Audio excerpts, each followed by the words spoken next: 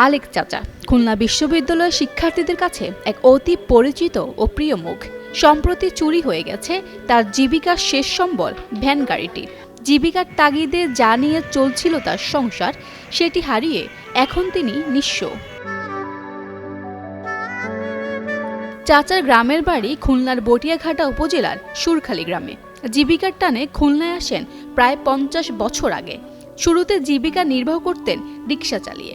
সময়ের পরিক্রমায় খুলনা বিশ্ববিদ্যালয়ের আশেপাশে শুরু করেন ছোট্ট একটি চায়ের দোকান। ওই দোকানটি হয়ে ওঠে শিক্ষার্থীদের আড্ডার প্রিয় জায়গা।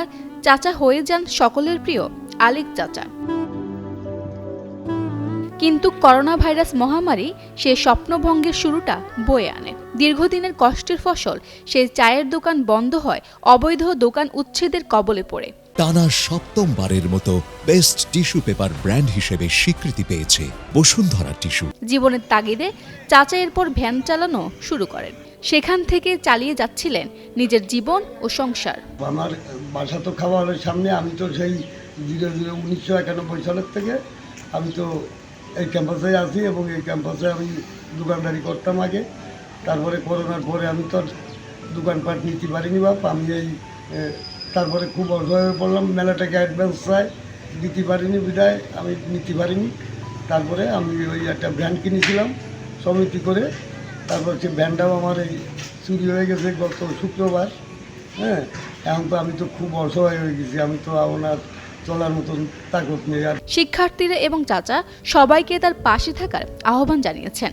ক্যাম্পাসে যারা আছি তারা আমরা প্রত্যেকেই আলেক চাচাকে সবাই কম বেশি চিনি।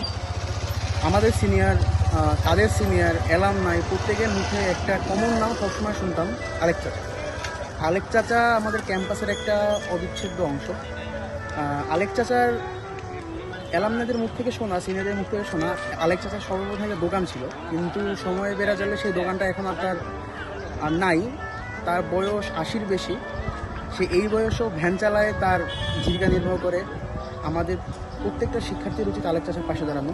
এক সময় যার হাতে তৈরি এক কাপ চা হয়ে উঠেছিল শিক্ষার্থীদের আড্ডার অংশ, আজ তার সংগ্রামের জীবনটিকে আবার সচল করতে প্রয়োজন সম্মিলিত সহানুভূতি ও সহায়তা। খুলনা বিশ্ববিদ্যালয় থেকে মিরাজুল ইসলামের পাঠানো তথ্যচিত্রে ডেস্ক রিপোর্ট, কালের কণ্ঠ।